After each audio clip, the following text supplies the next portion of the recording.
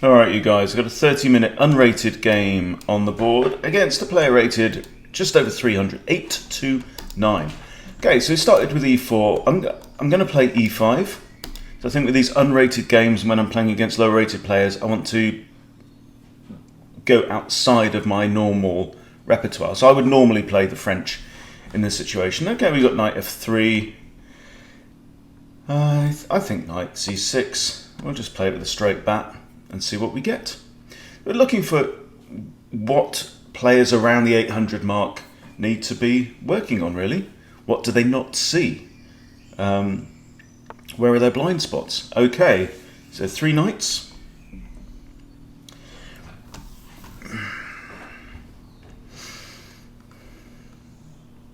Let's think about this. There's this funny move. Is that they bring out the bishop and then you can capture the pawn, and if knight takes, not sure. Anyway, we'll play 4 knights. I haven't played the 4 knights in a long time. Don't understand it. Don't know how it goes, but it's super solid. I mean, you know, these knights are just, you see, both teams' knights are now guarding all the centre. This is the centre of the board, these 4 here. Okay, so obviously there's a threat now of knight coming in trying to target f7. d5 I don't think is an option because of the knight having come out there. Because if I go there, takes, I can't recapture with the queen because he's still got the knight. So basically he's got 1, 2, 3 attackers against that square, and I've only got 2 defenders, so no dice. So h6 is playable now. But you have to say it is slightly weakening, particularly if I'm thinking about castling that way. It means that this pawn that was here, that's moved to there, is now undefending this square on g6. Okay, so there's less defense on g6, and should this pawn ever move, maybe g6 might become undefended. And that could be a weakness. Okay, so one other option is to bring the bishop out to here or here, and then think about castling. So, do we even have the a Traxler option here? Because I'd imagine white's going to castle now, but if not, do have this idea of capturing with a bishop, sack the bishop on f2, king takes f2. No, I don't, because this knight's come out. Yeah, normally if the knight was back home and we had like an Italian game on the board, so if these knights weren't there. Anyway, no, it doesn't work. So, I can bring out my bishop, and if he wants to advance his knight, I just castle. And I think that's the most principled move at this point. So we've got a completely symmetrical game on the board. And this is fine. Nothing wrong with symmetry. Okay, so white's now decided to push the queen's pawn here. I was having a chat with my wife last night. He's saying, I've been overhearing your chess videos when you've been recording your chess videos, and you're starting to kind of just list out these square notations.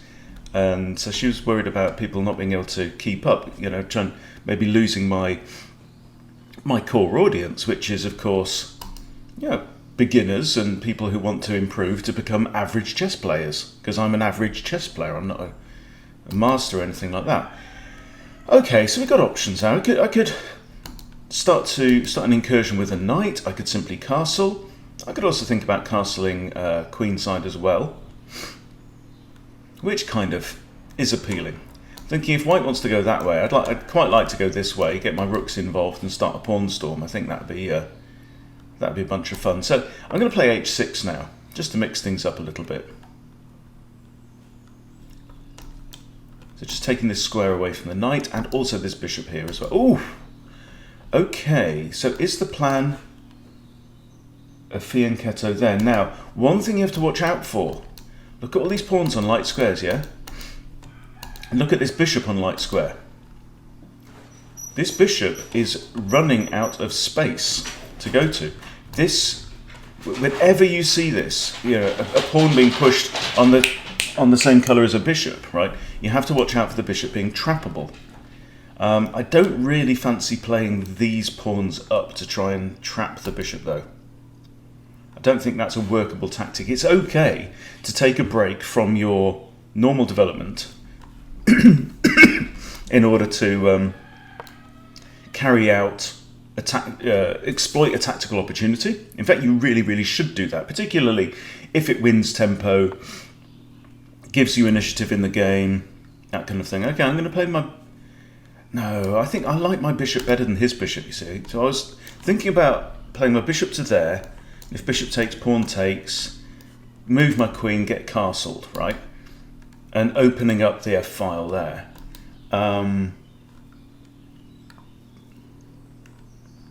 But my bishop has nice scope down that side of the board. And I don't know if I really want to swap it off. I'm going to go for it anyway. The clock's ticking, yeah? So if takes... And he really doesn't have many squares to go to. I mean, he's got one, actually. He could go here. And I've got 1, 2 attackers. And 1, 2 defenders. If he goes there, that's fine. Now, one thing you have to watch out for is, let's say bishop goes here, right? You cannot take with this guy. Can you see why? Yeah? Because if I take with that knight, and this pawn recaptures and goes to there, comes with a fork on those two. Now, I could capture with the bishop. Because then if pawn takes, I can move my other knight out of the way. Yeah? But I can't capture with this one, because it leaves these two forked by when the pawn captures.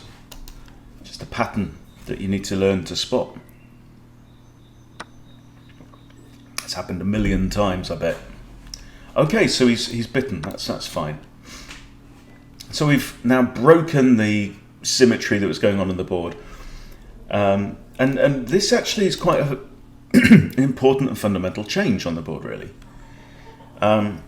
So what has changed? Really important to tell yourself this. Okay, there's now a semi-open f-file. So there's no black pawn on the f-file. So it means my pieces could go up and down that file and could capture stuff, okay? Unencumbered by a pawn of their own colour that they cannot pass. Okay, so now it's going to be important to get my queen involved, get my king to safety. That's what I want to do. And I want to get one of my rooks on this semi-open file for sure, and probably my other rook on the g file, in line with the king. Always good to line up a major piece, which is a rook or a queen, in line with your enemy's king. My opponent is called Shash Tempo 0. One other thing that you notice, because I've now captured inwards with my pawn, I now have 2 e-pawns.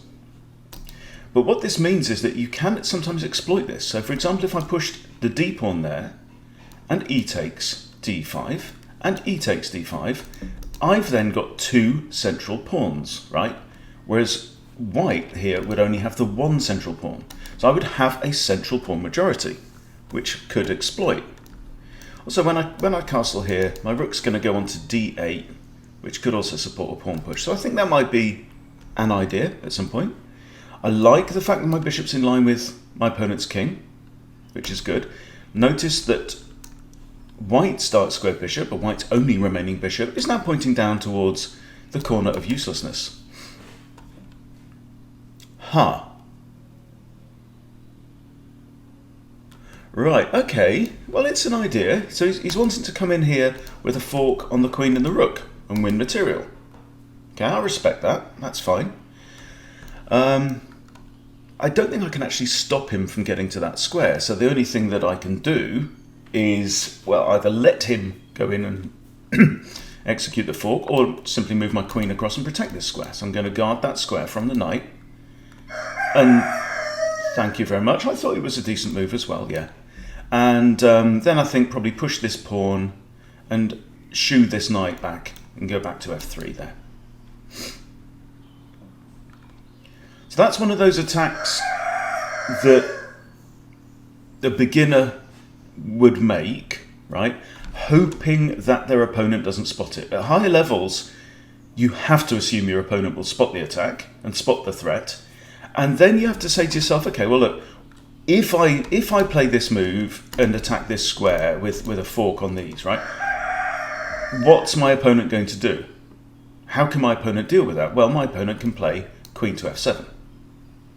Now, does that improve my position or does it improve my opponent's position? You have to say to yourself, well, this knight has now moved... Sorry, I have to just go and shoot that cockerel.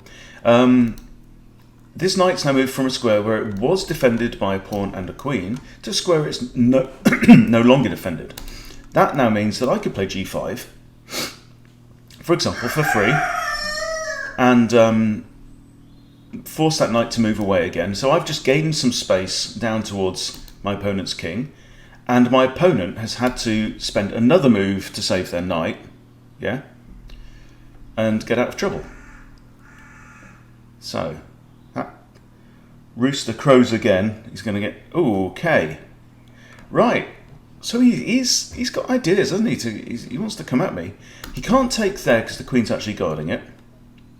Okay. So if knight takes c7, queen takes, then the knight comes here is no problem because I can just dodge out the way with my rook, yeah? He also can't take there because my bishop's guarding that one. So again, that's not really a threat. So I'm just going to go ahead and push g5. Okay, every time I make a good move, the rooster appreciates it, which is nice. Nice to get instant feedback.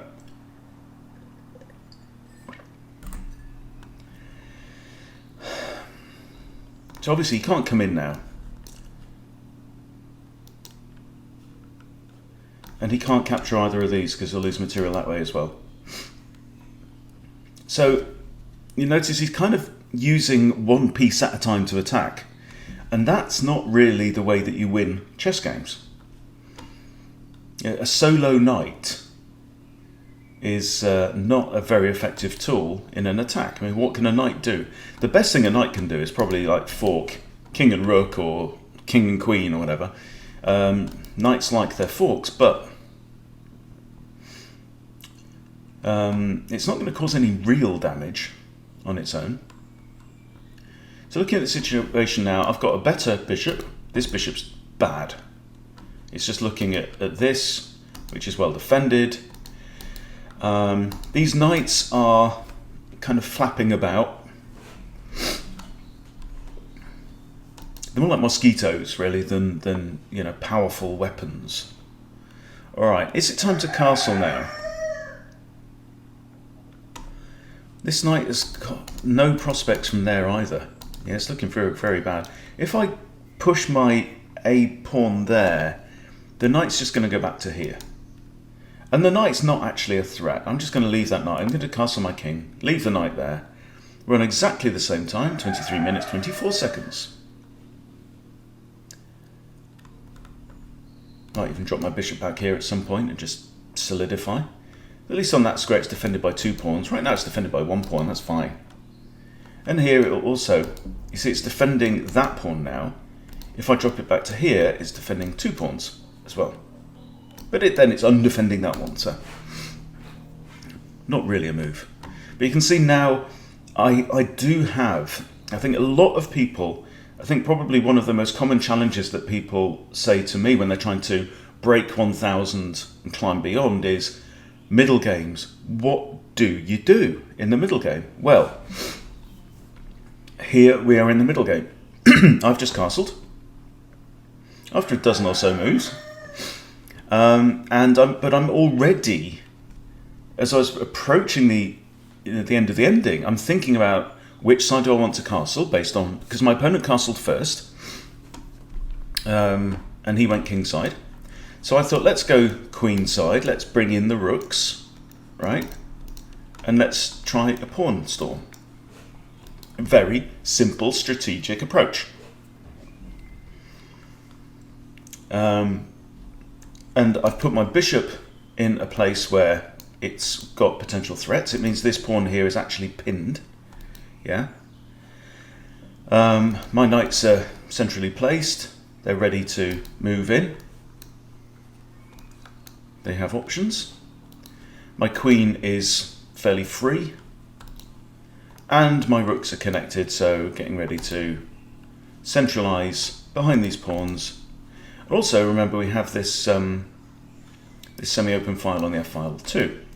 Okay, so I mentioned that I might drop my bishop back. So that's one option here. I don't want this pawn to come any further. So another option is to use the fact that I have my spare e-pawn. Let's say I capture here. He's got 1, 2, 3 pieces, 4 pieces that can recapture. So he will recapture. Okay. And I've got 1, 2 pieces attacking that square. But it kind of opens things up in the middle. If I let him take the pawn, I recapture. It comes with an attack against the queen, but it's not exactly a devastating attack. Or I could simply just drop my bishop back calmly. So what you have to do here is you have to say, okay, well, look, let's paint each of these scenarios. Let's work through each one. Let's say I drop the bishop back and he advances his pawn. How do I feel about that? I can take, he takes. I can't take that with the queen because queen takes. And then I have to move my knight. It's just kind of threatening just to kind of open things up in the middle of the board, which is not a bad thing. So I drop my bishop back and he advances. I don't have to do anything there. Then if he wants to take here, I can recapture with the queen. That's fine. Just have to move my knight out of the way.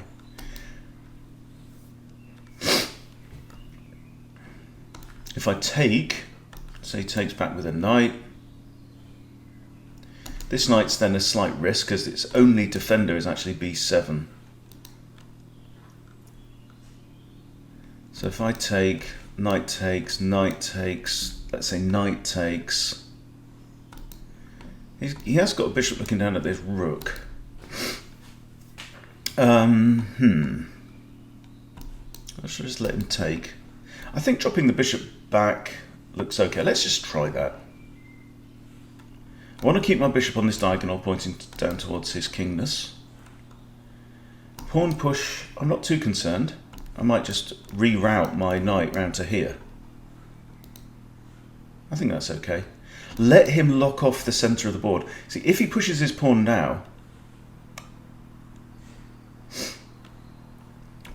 we could... Nah, because he's got option to capture it there, hasn't he? If he pushes the pawn anyway, the knight's going to come round to here. That's fine. And then to here. And then it can be evolved in an attack, right? Knights are no use as attacking pieces when they're miles away from the opponent's king, because knights are short-range tactical fighters. Come on, Shash Tempo, what have you got? What's the plan, man?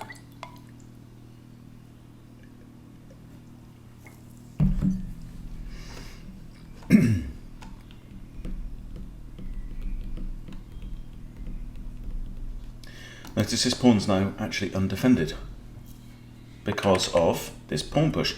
Every time you push a pawn, you have to say, what am I undefending? Okay, and here, he did have 2 defenders on that c4 square, and he had 2 defenders on that e4 square, right? But now he pushed his pawn, he's now undefended those, and started attacking those. Okay, but now my bishop's dropped back, so... But this pawn still undefended. So depending on what he does, I could simply just grab me a pawn. Ni problemo. Now if he captures, I recapture, attacks the queen, so now bishop takes is not an option. He's going to have to do something with his queen. I'm quite happy about that, I don't mind that at all. I could even recapture with a knight.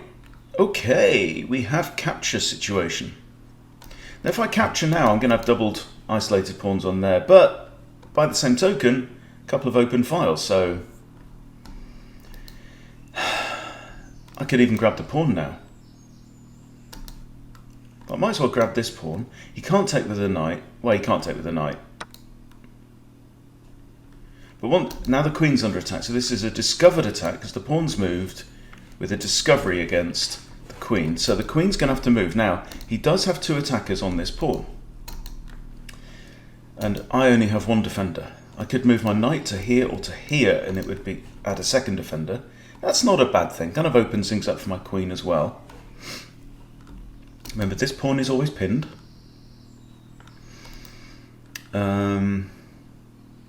I'm not a pawn up at this point. He's going to have to do something with his queen, and he doesn't have that many options. He's only got 4 squares that are safe.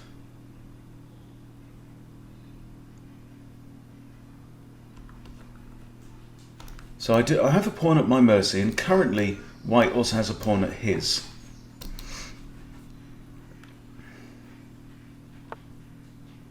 Okay, so the queen's now moved to the square where it defends this pawn. Got it, right?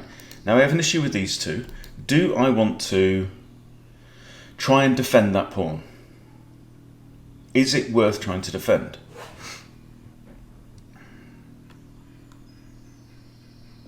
So I've got knight to here, could get kicked, and then just moves back.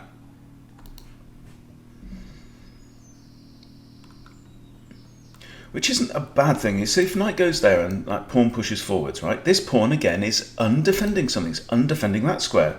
And this pawn on f2 is not defending that square because this pawn is pinned. So this pawn can't move without putting white in check. Illegal move. So if I were to go here and he pushes a pawn and I just drop back, yeah,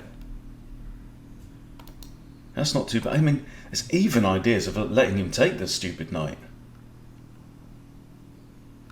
Or I could counterattack his knight. But then knight takes, bishop takes, and you have to do something with my rook. So let's try this. Let's just try this, just for a laugh, and see if he kicks. Because I quite like that. You know, we say that moving the pawns in front of your king can be weakening, but it's good to work out how. How is it weakening? Well, it means that this square is now free, actually. That's the important thing. And I like these pawns. I like the fact that they're both off the mark. And now they're a little way up the board, so it's not going to be too slow an operation for me to try and mess up white's pawns with my pawns. I've got 4 attackers on this square, so I could actually put my bishop or my knight on this square. Put my knight on there, it attacks the queen. That's a forcing move. Okay, he's done it. Okay, that's fine. So now he can capture this pawn. That's not a problem. I kind of feel like I'd like to take out his bishop.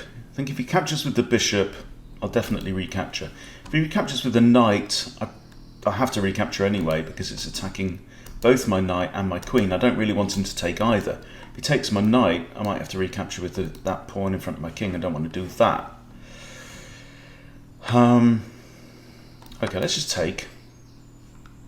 Now I'm going to move my rook, I think. The bishop's going to come down here, yeah. So my opponent's going to be 1 pawn up. Okay, he's kind of slightly improved his bishop a little bit now. So I think I'm going to put this rook here. This pawn's quite well defended. It would be a problem if it was only my queen and my king defending it, because then he could pretty much take it for free. I'm not going to trade my queen for 2 minor pieces.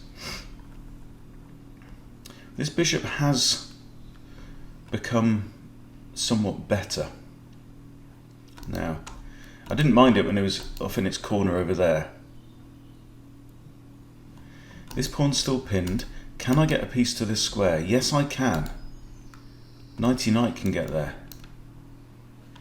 If this bishop comes off that diagonal.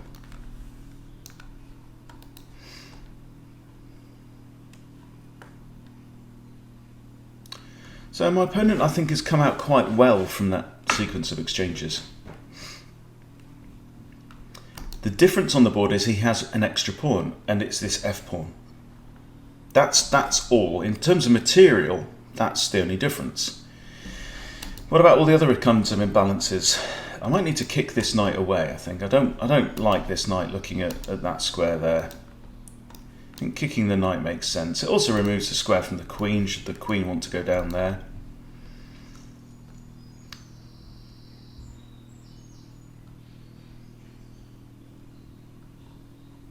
And that makes sense. Got my king on a light square. Ooh, hello. Ooh, all right. Okay, so now we've got the queen and the bish looking at this knight. It's defended only once by the queen, so I think it's probably now time to centralise my other rook.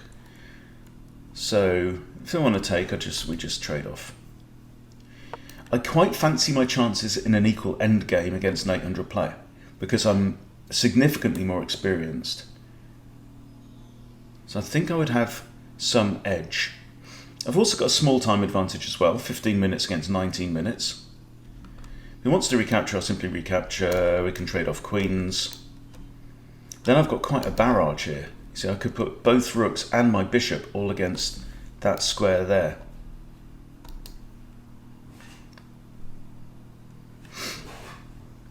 My opponent has not blundered yet, which is good.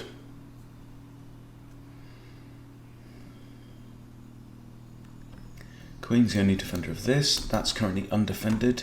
That's currently undefended. Knight's currently undefended. Good on every turn just to identify where the weak points are in your opponent's position. So kicking the knight, yeah, it's going to have to retreat to somewhere a lot more tame. So I think that is definitely a good idea, good candidate move there. Capturing this pawn here just loses a piece because bishop takes. Notice how my opponent hasn't really thought about using his rooks yet, and that I think is a fairly common issue with the lower rated players, is that you need your rooks. Look, we've got a completely open d-file now because stuff has happened in the center of the board. He should be putting a rook on that file. Arguably, maybe even putting a rook on this file. Yeah? But instead he's thinking about, how do I use these pieces that I've already developed? And he's leaving other pieces in the box. My rooks, however, are activated. My rook, I've got one now lined up against the king. I've got one lined up against the queen. He's taking his time over this move. You have to say, what was his intention? You know, did he want to trade off or not? I think I'd be quite happy to trade off. I think his bishop is a pretty powerful piece. It's got the freedom of the city really on the board. Fairly open board, suits bishops.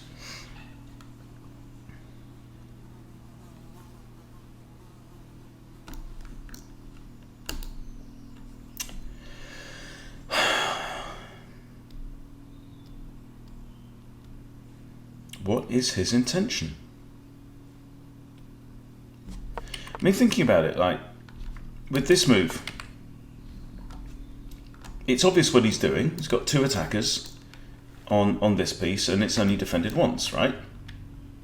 So, okay. Can my opponent bring in any more defenders? Yes. Rook f8. Okay. If my opponent does that, what am I going to do? Well, did he not think that far? Because now he's like sat there for 2-3 minutes trying to come up with another idea. Hope he doesn't bail on me. It's quite an equal game. I mean, I'm excited. I'm interested in how this game turns out. Queen's the only defender of that. Undefended, undefended, undefended. Defends, defends.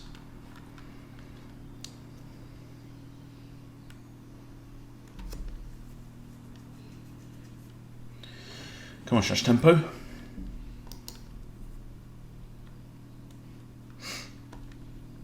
You have to wonder if c6 is a better way to kick the knight than a6.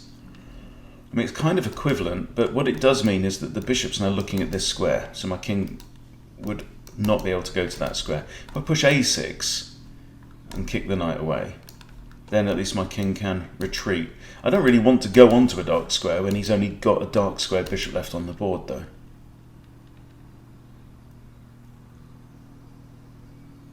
Please don't go.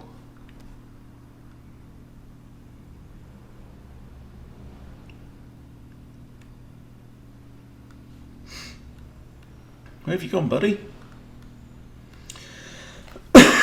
So when when your opponent sits there and spends a long time thinking, what should you be doing? Well, the best thing that you can do is spend the same time thinking. So, one thing that I've heard about chess is that you should use your opponent's time to think about your strategy and use your time to think about your tactics. So tactics is the short term. Okay, so he's made a move. Ha! Well, you took your bleeding time, didn't you? Okay, so now we're on to tactics. Okay, tactics, short term. Why did my opponent make that move? What's his plan? What's he thinking? Yeah? Now, so now he's got 1 and 2 and 3 pieces looking at the c7 pawn. So what I'm thinking is knight takes e4. Because I'm attacking the queen, right? And even if he wants to take that pawn with one of these minor pieces, he can't take with the queen. That's not even an option. Anyway, if it did, bishop takes, yeah? So even if he takes with one of those, and my knight's here, I just grab the queen, which is losing, and I'm attacking the rook. Yeah? I think that's okay. He doesn't have... Okay, he's got 2 checks. Let's just think this through. Knight here, bishop takes. Knight here, pawn takes. Not a problem. Okay, I'm going to go for it.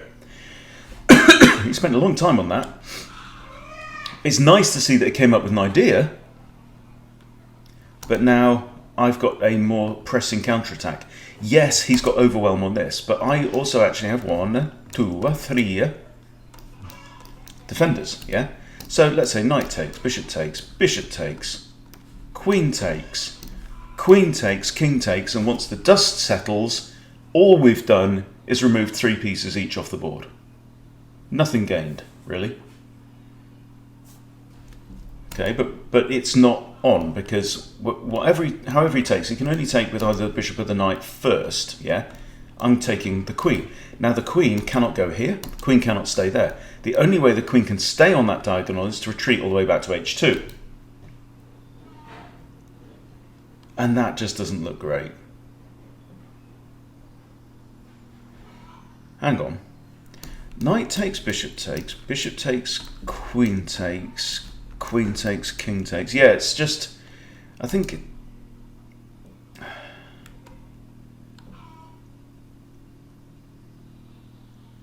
Yeah, he loses a piece doing that, doesn't he? Because he's lost all of his stuff, and I've only lost the queen and bishop and a pawn. So he actually goes down, basically a knight for a pawn with that exchange. The general rule is, if there's the same number of defenders against something as there are attackers, which we have in this case, right? Defender 1, bishop, queen, king, right? Attackers, knight, bishop, queen. Same number of attackers as defenders, then there is no advantage in the capture. Okay, you want more attackers than defenders. So here, if knight takes, bishop takes, queen takes, king takes, he's lost all that stuff, and what he's gained is, yeah, so he's down. He's down on that one. Okay, 8.5 minutes. Come on, Shash.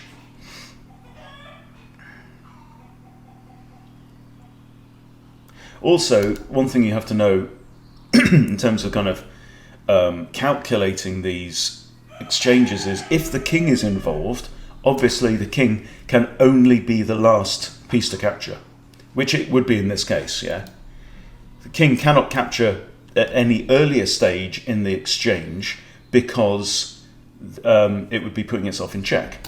So if knight takes, bishop takes, king can't take because he'd be putting himself in check from the queen. Okay, but queen can take, and then finally when queen takes, king is the last piece to capture. That's okay.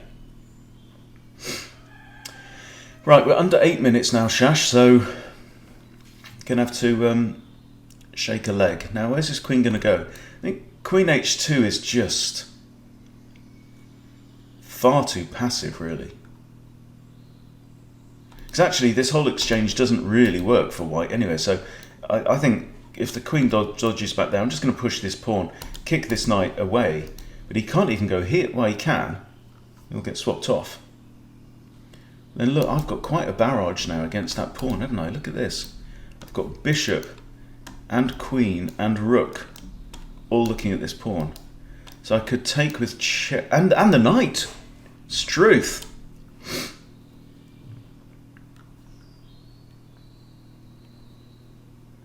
However, you've got to worry about, you know, the queen being part of that. If the queen was behind my rook, that'd be a lot nicer. See, my opponent sent me a message.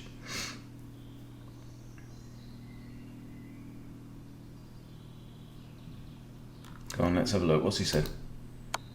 We'd like to chat. Yes, we can chat. Okay. Right, that comes with check, but it loses the knight.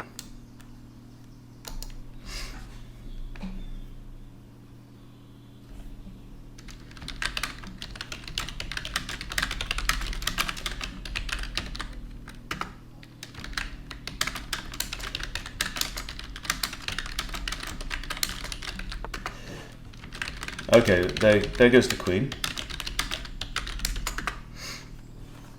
All right, now. See, I don't really fancy taking with my knight there. Actually, taking with the knight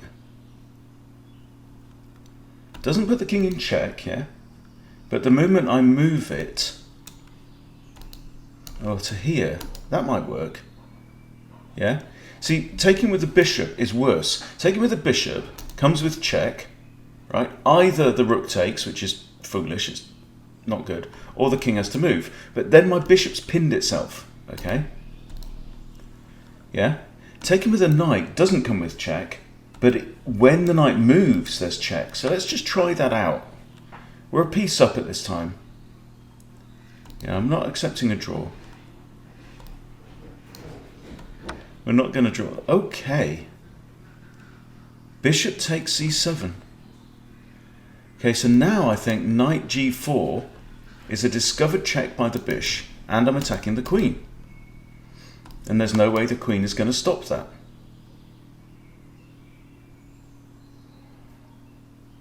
So after nearly, 40 minutes of toing and froing, as so often, it comes down to some rushed moves at the end.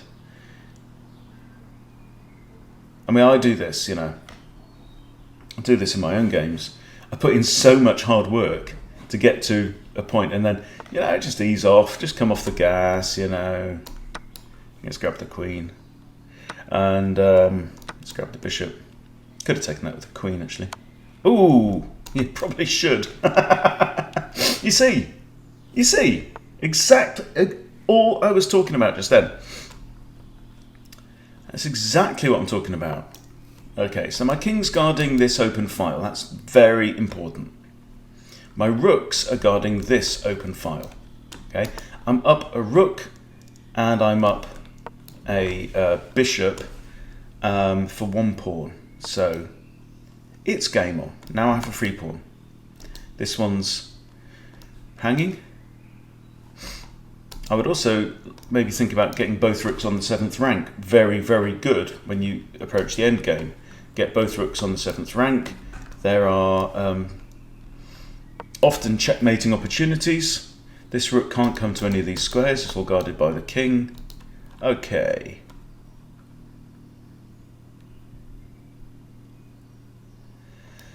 I'm just going to reposition my bishop and get this rook away from there. I guess he's got this though. Let's try it out. You can come here. Well, now you just lost your rook, innit? King takes, rook takes, check. Let's just push this pawn up. So now all these squares are guarded. Let's push the king up. There might be a checkmate here. Okay, here. Okay, and just push up. Guard this square. Now everything else is, I think that might be checkmate now. No, he's got here. Huh.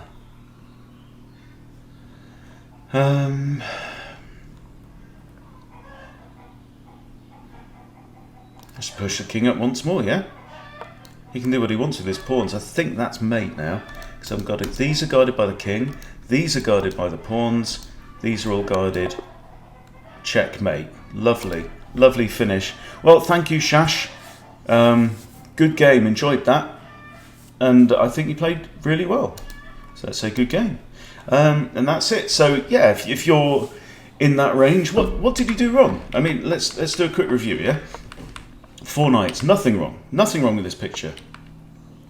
And this is called the gioco pianissimo, I think. So the gioco piano it means the quiet game in Italian. So it's when you have like the Italian opening with both bishops coming out. If these knights weren't out, and that bishop out, that's the Italian game. And both, anyway, I'm not exactly sure. Okay, so this is, gioco pianissimo now. So it just means very quiet game, and it kind of was. Yeah, so that was a prophylactic move from me. He's preparing to fianchetto his bishop, propose a trade of light square bishops, just to unbalance the board a bit. Accepted, okay? Now I've got this slight pawn majority in the middle. Odd move by the knight. Don't like that move very much. Kick the knight away, castles. And now we have, this is the moment of kind of collapse, this is where the game gets shaken up a bit in the middle. Okay, so now his queen's under attack, has to move the queen. Now I come in, I'm trying to prompt him to push this h3 and weaken himself. He does. I move back, giving up the pawn. Not a problem. Okay, so I'm a pawn down, right? Get my rook out of line of the bishop. Queen comes in with a attempted barrage on this, but it's only half-hearted because I can very easily add more defense. And then this was, I think, a miscalculated attack. He's got 3 attackers against 3 defenders, which isn't enough. And I can attack the queen here. And now he just kind of lashes out and gives up a piece. And now I go in with the correct piece here, setting up the discovery, because the discovery is worse than the check, than the instant check, okay? And this simply wins the queen, and then I start talking and forget that my queen's under attack, because I'm talking to you. And that would have come with check, which would have been just great, right? But, I'm messing around. And then the game finishes pretty easily from there. So there you go. I hope there's a few tips in there if you're in the 800 or sub 1000 range. There's a bit of stuff, there's a lot of activity going on outside as well. Hope it's been useful. Thank you for watching, and I'll see you soon.